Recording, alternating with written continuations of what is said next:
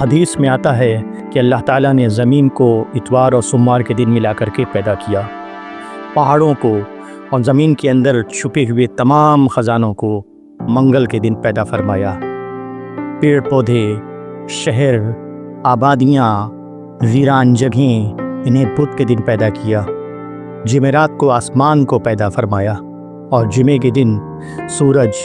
چاند، ستارے اور فرشتوں کو پیدا فرمایا، اور پھر